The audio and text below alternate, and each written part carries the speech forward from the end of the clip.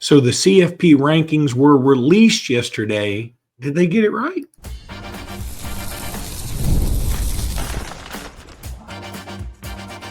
You are Locked On Bama, your daily podcast on the Alabama Crimson Tide. Part of the Locked On Podcast Network, your team every day. Hey, everybody, and welcome back into Locked On Bama, AHSA Radio Network's Luke Robinson. That's me. Alabama internet legend Jimmy Stein. That's him. This episode is brought to you by FanDuel. We'll talk about FanDuel in just a little bit. I want to thank you every day for being here every day. Thank you newbies for being here today. And thanks everybody for making this your first listen every single day. You guys are the absolute best.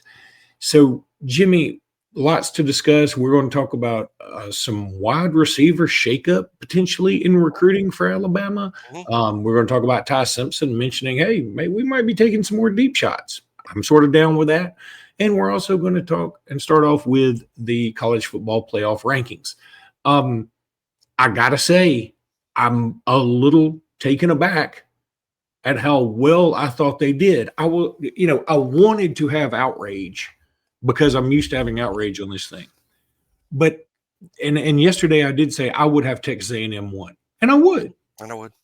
I agree. But they have Ohio State 1, Indiana 2, A&M 3, Bama 4.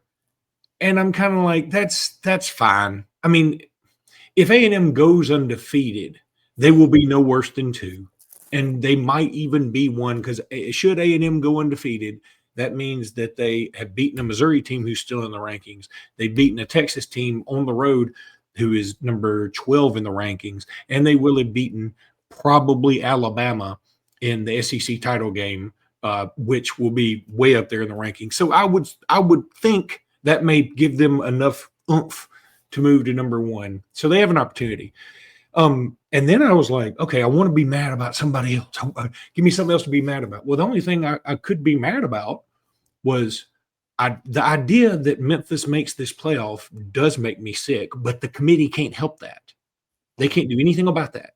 Like the number 1 G5 school gets in, and it sucks. And I just think it's a dumb rule, but they get in. And then the Virginia getting in also doesn't really sit well with me, because I've seen Virginia play. They're fine, but they're not one of the top 12 teams in the country, and that's what I'd like to see in here. So overall, I thought the committee did a pretty doggone good job. Yeah, a couple of rants, and I agree. Overall, I think it's good and it's fine. Overall, it is just 2 things that I got a small rant and a bigger rant. My small rant is, are we going by metrics or are we going by eyeball test? And I'm not arguing against either one. What I would like is some consistency. And I think they clearly use the metrics to drop Oregon. Oregon is lower in the CFP than they are in the AP by 3 spots.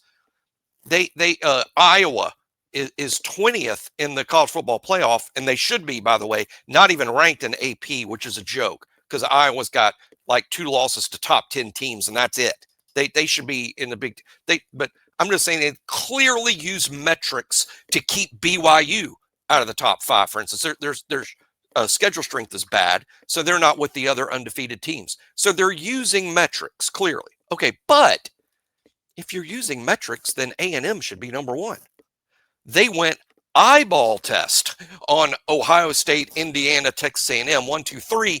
And when Reese Davis interviewed the committee chair and said, hey, explain this at the top, he said, well, in our opinion, Ohio State and Indiana have a better defense than A&M does. Oh, okay. Hey, I disagree. But regardless of that, that's proof that you went eyeball test on those teams at the top. But then you seem to go metrics everywhere else. And I'm a little like, can y'all just kind of pick one or the other and not be a grab bag of sometimes it's eye test and sometimes it's the metrics? Because that makes it very difficult for us casuals to figure it out. Now, my bigger rant is this, because this is kind of a year-round thing for me.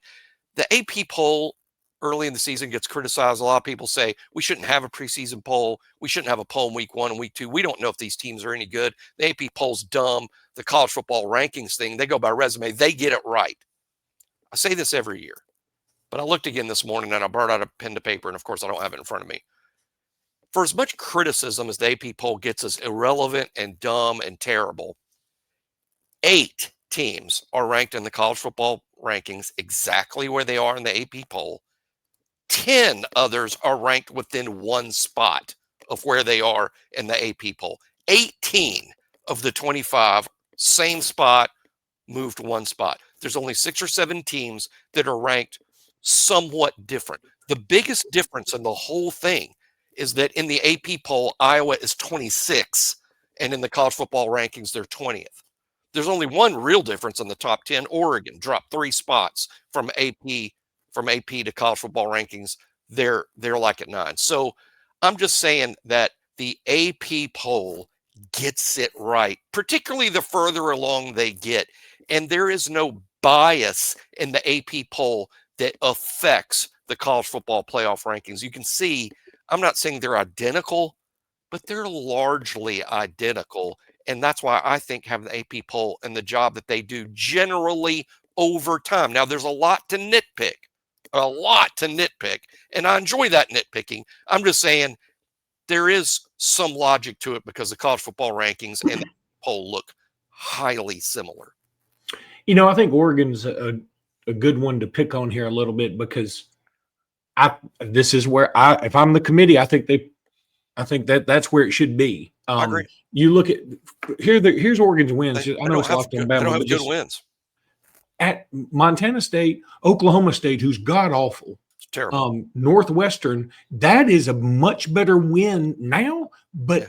It's okay. I would say if they played Northwestern again, I don't know. I think it'd be a lot closer, if not a Northwestern win. Oregon State, who's not very good. Not good. At Penn State in overtime, and granted, they were number 3 at the time. Everybody thought it was the game of the century, part 96. But we now know Penn State wasn't any damn good. Well, in Indiana, they lose by 10 at home. Yeah. At Rutgers and Wisconsin, by the way, they beat them 21-7. And we have seen Wisconsin up close and personal. And that team – shouldn't they're not good. You should score way more than 21. I would argue Rutgers is one of their better wins. But one thing about Penn State, I want to, Josh Pate made a great point about that win over Penn State.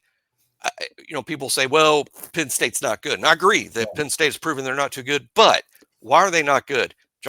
I think it's because they lost to Oregon. Yeah, I'm with you. I hear you. Had they beaten Oregon, then I think Penn State does beat Northwestern and UCLA. They lost to Oregon 3 times. So I'm saying I do think their road win at Penn State is impressive, and I don't care that Penn State's no longer ranked nor deserves to be ranked. But that's an impressive win because Penn State was number 3 at the time, and I think Oregon imploded Penn State. Heck, they imploded James Franklin's career. Yeah, well, and I think that's very fair. Yeah. Because I sort of made the lazy argument that now we know Penn State's not good, but I think Oregon slapped them into oblivion and that sort of. But it's also fair to say the truth's probably in the middle there. Yeah. Right. Yeah, and especially now, if Oregon had gone on and beaten Indiana and beaten Wisconsin 60-10 like they should have, I think we'd say, okay, it wouldn't have mattered. Penn State's not that good as we thought, but Oregon is that good. Well, it turns out, maybe the truth is in the middle. Now, I do want to put up this graphic again of and you see how well I've done it, where it still shows half of our screen for some reason. But so this is the layout. Now, this is how it is right now. It won't end this way, obviously. I mean, that very obviously. But I don't think you will see a setup where you'll have Alabama and A&M and Ohio State and Indiana in the top 4. I just don't. I think that's going to be too difficult. I think it will be one of Alabama or A&M and one of Ohio State and Indiana. That's what I really believe. And maybe, I guess if Indiana were to go undefeated and play a close one, maybe they could sneak in there. And if Alabama were to beat A&M, I guess there's a chance of it. But I think it's more likely that you'd see an Ole Miss in there, or a Texas Tech, or a Georgia even, which would be weird. But that's what I think. Now, in this particular draw, Alabama gets the sharp end of the stick. I mean, you probably have to play Georgia in round 2 because they play Memphis. And then you probably have to play Ohio State in round 3. Yep. And Meanwhile, Indiana or Texas A&M, I should say, they get to play, Virginia or Ole Miss, and then they get to play Indiana, BYU, or Notre Dame. They've already beaten Notre Dame at their place. I'd feel like A&M has a pretty good path in this particular path. And one other thing I want to say, A&M gets a pretty good draw there. Now, it won't end like this. Like we said, we're just talking about right now. The other thing, I would be very excited. I think it would be super cool for Notre Dame and BYU to be a first-round matchup. I love the idea of that. Catholics versus Mormons. I mean, it's whose religion is right. I think that'll be determined. That'll be determined right there. Whichever religion wins, the other one should be forced to live like them for a year. Yeah, they have to convert. A lot on the line there, and that a lot on the line. But that draw, and for those listening on podcast, Luke just the draw as it exists, just posted the draw as it exists today. Couple of points I want to make there is I'm not sure who would win between A&M and Ole Miss. That would be a fascinating game to me right now. I would like to see Texas A&M versus Ole Miss on a neutral field. I'm not sure who I would pick. That's a brain twister to me. And secondly, I want to point out that I'm pretty convinced of this being true. I hope this isn't wish casting, and I hope this is true. I don't believe the loser of the SEC championship game and the Big Ten championship game, I don't believe the loser will be punished whatsoever. And I do think it's possible that Ohio State, Indiana, Alabama, and Texas A&M will be 1, 2, 3, 4, despite 2 of those 4 teams are going to be losing in a conference championship game. I don't think they'll even budge from where they were prior to. I don't think there will be a punishment of any type. Isn't it circumstantial though? That conference. Well, I think there can be a team that's punished in the conference championship game for losing. But in general, what I'll believe until I see it is that if you are in the playoff field and then play in a conference championship game, a loss will not knock you out. I believe I don't think it'll knock you out. They didn't do it. Now, they might affect the seeding, maybe. But SMU didn't get knocked out last year. In my opinion, they should have. They should have been knocked out by the loss to 3-loss Clemson. When you don't have enough quality wins and then you lose in the conference championship game to a 3-loss team, that should have knocked you out. And it didn't. So what I'm telling the committee now is, okay, that's the precedent you set. Don't ignore it. You set that precedent that you can't fall out. I think they should have in that scenario, but that scenario is nothing like 1 playing 2 and 3 playing 4 in the conference championship games. Those teams shouldn't budge with a loss. You know what? I love talking about the CFP, so we're going to continue it after I tell you about FanDuel. The NBA is back. And there's no better place to get in on action than FanDuel, the official sports betting partner of the NBA. Even if you miss the start of the game or want to ride the hot hand, FanDuel has live bets on everything from who will score next to fourth quarter comebacks. Plus, you can even combine your live bets into a same-game parlay for a shot at a bigger payout. It keeps every game exciting, especially when your team's making that late push. Right now, FanDuel is giving new customers $300 in bonus bets when your first $5 bet wins. So head to FanDuel.com to sign up and play your game with FanDuel, the official sports betting partner of the NBA. There you go. Told you I was going to bring you back with it. I'm back. Sort of like the NBA. So much more highlights though than games. Let's be honest. I don't during regular season. I rarely watch an entire regular season game. But my favorite part of SportsCenter is NBA highlights because those are cool. There's like wow. God, I tell you that Koa Pete dude for Arizona. Yeah. Oh, I know Alabama was like briefly mentioned with him, but anyway, talk about that later. So I was thinking about the playoffs and. Mm-hmm. If Alabama wasn't going to make the playoffs, and you said, okay, so last year, if I take Alabama out of it because, whatever, would you have rather had South Carolina or Ole Miss in there? I would have rather had South Carolina because I think Ole Miss makes it this year. And then that would mean from the SEC, so far we've had Georgia, Bama, LSU, Tennessee, Texas, South Kakalaki, and Ole Miss, right? Am I missing somebody? I mean, we can't count Oklahoma, I don't think, because that was before they were in the SEC for real. But and I just like that. I mean, I think that's a good, because I don't think any other conference comes close to that. I mean, the Big Ten, they've had Michigan State, Michigan, Ohio State, Indiana. There's 4, and Penn State. There's 5. Penn State, but that's it. Mm-hmm.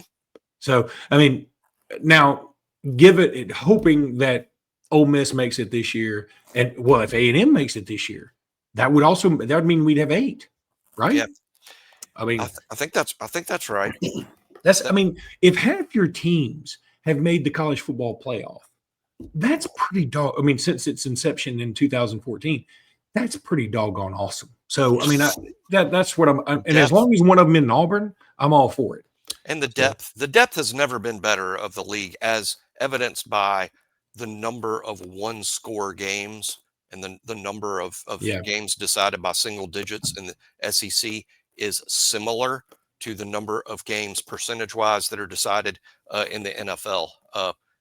There is a parity that exists in all of college football. That parity particularly exists within the confines of the SEC. It's extremely close. Teams 1 through 16. I mean, gosh, the very best team in the league, whoever that is, let's say it's Ole Miss, and they might be. Right now, it's Texas A&M. Okay, let's say A&M, they're the highest ranked. Who's the worst team in the league? Is it Kentucky? Oh, Auburn? No. It's Arkansas, right? Arkansas. Okay, good. Perfect example. Texas A&M at Arkansas. 42-45. Yeah, I was going to say, would it be a blowout? We actually know what the outcome is because they've played, guess what? Close game. That's best team versus the worst team. So I think that, the league is outrageously tight. And speaking of tight, obviously LSU coming this weekend. I think Alabama, LSU, Alabama, Oklahoma, and Alabama at Auburn, I think all 3 are going to be tight games. And I do believe Alabama will win them all. I do think that. But I also think that in games decided by 8-9 points or less, you're talking about one play in the fourth quarter. That's an interesting point. Okay, so we are now in an era of 1-score games being much more frequent. And that is partially because we have adopted so many NFL type rules, the way the clock is, the free agency, essentially what we have, all that. And so they're going to be a lot more 1-score games. Well, frankly, we have probably the best 1-score coach in the country. He certainly plays a lot of them. People need to remember his successes at Washington and Fresno, largely built on 1-score type wins. He's obviously good at it. It's not by design. I'm sure if you ask him, he'd rather win 28-3. It's just sort of tough in this day and age to win by those whopping margins because the talent pool is spread more thin. No question about it. In that same light, I know this is bringing up old stuff, but I'm beginning to think, while some people were upset with the way Nick Saban retired in the sense that he just sort of out of the blue and whatever, I think he may have done us a huge favor because as we usher in this new era, I'm looking at Arkansas, Auburn, LSU, and Florida trying to come up with a coach. And number one, I don't see another, like you said, everybody's always looking for a Nick Saban, and you're much more likely to find a Derek Dooley. Now, because there is no more Nick Sabans, but there are plenty of Derek Dooleys. Now, the other thing is I'm watching this team, and again, I'm in Alex City and I do shows with some Auburn guys, and I'm listening to some of them talk about, potential candidates. And they've most of them have come to the realization like, we're probably going to end up with DJ Durkin. That's probably how this is going to play out. And I'm thinking, well, if that's the case, did you really make the best move? I mean, I don't know. But my point is this, that they have to, they're looking around like, you bring up names like Lane Kiffin, or you bring up names, even a John Sumrall, because Tulane is not out of the potential college football playoff. If they were to be the best group of 5, I'm not going to pretend like I keep up with them. They could still play their way in. They could play their way in. Now, from here. Which, again, I don't like, but they could. Now, so what if you're John Sumrall? What if and again, I'm using Lane Kiffin as an example. I don't really think Lane Kiffin's leaving. I want to put that. But if you're LSU, Florida, Auburn, Arkansas, and you're looking at Lane Kiffin and Ole Miss goes into the playoffs, what if Ole Miss goes into just the second round of the playoffs? Yeah, that means you won't have a head coach. Is Lane Kiffin going to accept a job at Auburn or Florida or LSU while Ole Miss's season is still ongoing in the playoffs? No, he's not. It seems unlikely to me. It would be foolish. That would be so unfair to the Ole Miss fans and their team that they have that level of distraction during a playoff run. It just doesn't seem right or fair to me. As for Auburn, if they hire a DJ Durkin, which I agree is something that's highly possible, I would just question this. Is that, and Luke already did, really, is that an upgrade?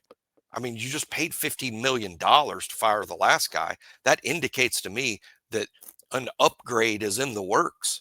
Is DJ Durkin a clear upgrade from Hugh Freeze? He might prove to be, but there's not a track record that proves that he is enough. Now, Lane Kiffin, that will be an upgrade. Could not agree more. In fact, I'll say the track record says it's a downgrade if you just go based off of head coach. And the other thing, and again, this isn't necessarily what I wanted to talk about, but one of my buddies was like on one of the shows, and I know what he meant when he said this, but I wanted to poke fun. He said something like, everybody talks about Kirby Smart. DJ Durkin kind of is Kirby Smart. I mean, both defensive coordinators, both rah-rah guys, both very animated. And I was like, yeah, they're both middle-aged white males too. But that doesn't mean they're going to, be equal in coaching. Will Muschamp is all of those things. Yeah, Will Muschamp is all of those things. He's been fired 2 or 3 times now. I can't keep up. Now, I know what he meant. I'm not trying to throw my friend under the bus. I know what he meant. I just wanted to poke fun. But now, what I wanted to say was, though, okay, that's what I think is like we as fans, we need to understand as Alabama fans, we're kind of lucky. What if Saban had waited to do this? And then we have to go through this search. And we're in the same boat. We would be in the same boat as these other people because your signing day is early December. If you're going for what's called a home run coach, and there are very few home run coaches out there. Every year they say somebody's a home run because it's like having a 5-star. We got to put somebody at 5-star, even though they might not really be a 5-star. But every year you got to have some 5-star. Well, there might not be a home run coach out there. And if there is one, he's probably coaching a team that's going in the playoffs. And so you got to wait. Well, if there is my advice to ADs, and I'm sure they're all listening, would be this: if there is somebody out there that you identify as this person can really get this program to the next level, you do wait. And when you're like, yeah, but you detonate a recruiting class, so what? That's why the transfer portal's here. That's why you got the transfer portal to, quote, make up for it.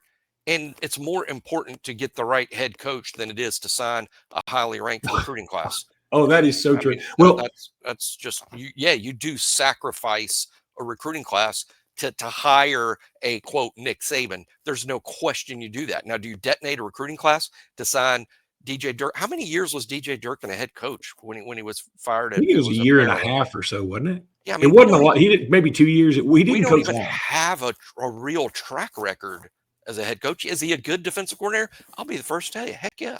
I think he's really good. Who else thought DJ Durkin? I mean, on the record or off the record, who else thinks a lot of DJ Durkin as a DC? Nick Saban. Yeah. I know that's true. Nick Saban thinks the world of him as a defensive coordinator, defensive coach. He's really good at that. Does that mean he's going to be a good head coach? It doesn't mean that he is. He might be. I'll tell you, DC out there that I think is going to be a good head coach in time is Glenn Schumann.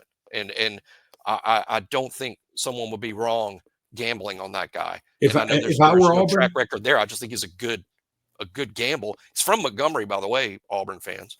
If I were Auburn, that's the route I would go. I'd want somebody who's been under Kirby Smart, who's had a lot of success. Now, an in-state guy. I know. All right. I also want to say this, the whole thing about Lane Kiffin, like what if Lane Kiffin was the leader for the LSU job? Let's just throw that out there. And like, let's say he had decided to take it. It could be one of those situations. Do you remember Michigan with Bill Frieder and Steve Fisher back in '89? Michigan was about to starting the NCAA basketball tournament, and Bill Frieder had verbally accepted a job with Arizona State, and Bo Schembechler, the AD and the football coach at the time, said, I don't want an Arizona State man coaching a Michigan team. So he just put the assistant Steve Fisher in charge. And guess what? Steve Fisher won the national championship. National championship with the assistant. That's a great story. And so true. But wow, the coaching carousel, this show is going to be, because we're going to be full of opinions. This show is going to be so fun in December, because a lot will be going on with Alabama, because recruiting and obviously we will refocus on recruiting as signing day is creeping closer. But with Alabama recruiting, there will be changes on Alabama staff that's coming up, just simply because with this many coaches moving around, then the dominoes start falling, and it affects assistant coaching staffs too. People get promoted elsewhere, and when all these group of 5 head coaches start getting hired, then they start looking at big time power for assistants to backfill those head coaching jobs at the G5 level. And I'm just saying, I'll be shocked if this Alabama staff returns intact, just because I think so many of them are headed for promotions, maybe elsewhere.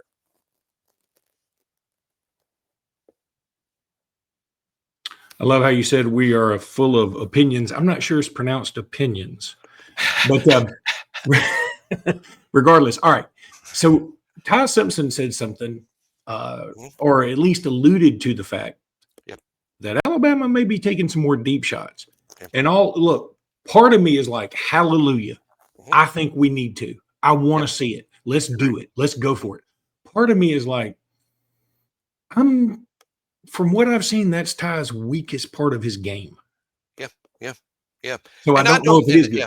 And I don't think that it has anything to do whatsoever with Ty's arm strength. I think that's fine. It's fine. It's the timing. It's the coverage. By the way, a few times Alabama's been behind the defense and Ty throws the ball, and it looks like it's going to be a big play, and we get interfered with because someone tackles our guy before the ball gets there because they know they're beat. That has happened sometimes. I think the timing has been off, and that's what they're working on quite a bit. And I like it. See, one thing I love about the deep ball is this. Sure, you can get a cheap score, and I know that's why most people get excited about the deep ball, because you could score, and it's a deep, it's a fun, exciting play when it hits, and fans love to gamble more than coaches do. But this is why I like the deep ball, because it sets everything else up. I mean, we have an issue with we're very good in the short and intermediate. So I think we're having a problem right now facing defenses that squat. They know what they know what part of the field Alabama's having a lot of success in. It's not running the ball, so it's not right at the line of scrimmage, because Alabama's not having a ton of success there. They know it's not the deep. We're not having any success there. So they're sort of squatting on the short and intermediate stuff. And we're about to play, as I've brought up now many, many times now, because people are getting tired of hearing about it. We're about to play Blake Baker and Brent Venables and DJ Durkin. These are excellent defensive coordinators that will have an excellent game plan. I'm telling you, they're going to go, what you got to deal with at Alabama is the short and intermediate passing game. That's where they're having all their success. So what can Alabama do to combat that? Have success with the deep ball. And that may play into having some success with the run game. It sets up other things. It's like a baseball pitcher. You know, your curveball might not be anywhere near as good as your fastball, but you better show the hitter that you'll throw it, that you will throw it. Otherwise, if it's just nothing but fastballs, the best hitters in the world are going to catch up with it, and it's going to get ugly. You can't just do and show the same things over and over and over again. So I love Alabama's commitment to the deep ball. Even if you miss all of them, I think by showing you're committed to trying, the other teams are going to have to play the safeties back, and that should help with the short and intermediate and the run game. So I love it, and I hope we do it. Ty, just please, I know you're told this every day in practice, don't underthrow the deep ball. Don't underthrow it unless it's a down the sidelines and it's a back shoulder, and that's the plan. But don't underthrow the deep ball. Yes, I'm with you on that. It scares me because, again, the deepest play we've had is a 75-yard pass to Ryan Williams, which was essentially a 10-yard throw. Yeah. So, and I don't believe, again, I think our lack of success, I don't believe it's directly related to Ty doesn't have the arm. I think there's been some timing issues and some bad luck and some throws that weren't great. But I really think timing is more important than arm strength when it comes to the deep throws. And finally, some wide receiver recruiting talk. Yeah. Sam Gash. My God, Gertie, what a gash. I looked it up to make sure that was nothing terrible, and it didn't. So that's good. But I know some of y'all have heard that saying. And anyway, he's committed to Michigan State. Mm-hmm. He's visiting Alabama this weekend. And do you think this is an addition to the guys we're going to have recruited or committed, or do you think this will be a substitute for one of the guys? I know it ain't going to be CD Morgan, but no, and I don't think it's going to be Owen Cabell either. And by the way, Andrew Bone's done an excellent job. I want to give a shout out to Bone for covering Gash's recruitment and having takes. So a lot of these takes, are there on Bone. So check out his work over there on BOL. I agree with Bone, of course, in terms of looking at the numbers. It's kind of hard to justify taking 4 receivers in this class. 3 makes a whole lot more sense based on what's coming back. And CD Morgan's not going anywhere. And I'm really sure Owen Cabell's not going anywhere because he's a camp take. Samson Gash, he's another camp take. He came to Alabama's camp. He ran at 10,400 meters. I think that's the fastest time in the state of Michigan's history. Good Lord. 10.4 is, by the way, faster than Jalen Waddle, who ran at 10.6. So that's how fast this guy is. And by the way, if you're like, oh, he's a track guy learning to play football, on his tape, he's pretty good at the 50-50 plays, which really means you're all football player. And again, he earned his offer at Alabama's camp. He just wanted to stay close to home. He's also got a little brother who might even be a bigger prospect than he is, named Gideon Gash, who's I think in the 2027 group. Yeah, and that my God, Gideon, what a gash! I want to sign that guy.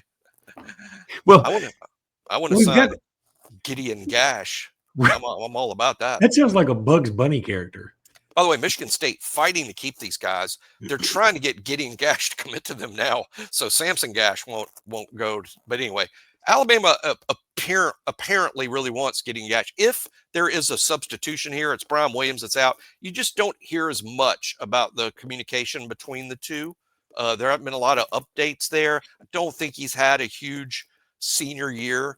I think maybe you get Gash and maybe Brian Williams doesn't sign with Alabama, or you keep all 4. I mean, I think that's possible, but just keep in mind, Alabama's already deep at wide receiver, and you may only be losing Jeremy Bernard. He's the only senior. Now, could there be portal guys? Sure. But you can't really predict it or assume it. But again, Coach Shep, he knows his kids. He knows the guys. I just doubt they add 4. Even 3 was quite a lot considering everybody but Germ could be coming back. Yeah, that's what I was afraid you were going to say, reading between the gashes, that Brian Williams would be the one that would be out. And y'all know how much I love Brian Williams because he's got the biggest hands, I think, in the country. I love Brian Williams' length. I think Brian Williams is an excellent SEC prospect. I really do.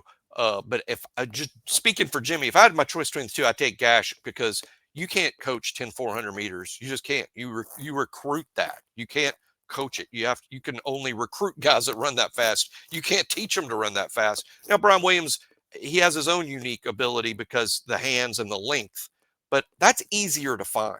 It's easier to find a 6'4" receiver than it is a guy that runs a 10.4.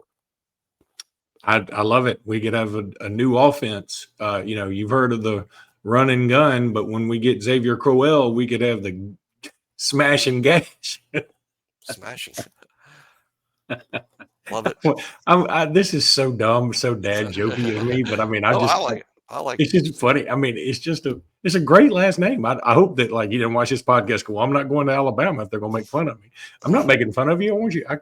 No, you're right. We're more like we're not making fun. We're more likely to change our names to Gash. And I know how to do that. When I was a lawyer, I had the form. It's easy to do. Yeah, it is easy to change your name. And I've got the forms around here. We could do this. Hey, look, we're a Ryan Williams podcast. We are not above changing to a Sam Gash podcast immediately. What if we get both Gash? Him and his little brother. We'd be the Gash brothers. We better change our show because they'll have their own show. Maybe we can patent it. We'll be the Gash Brothers. I don't know why this cracking me up so much. Gash Bros. That's going to do it for today's pod. We'll be back tomorrow with more. Until then, roll tide, everybody. Roll Tide.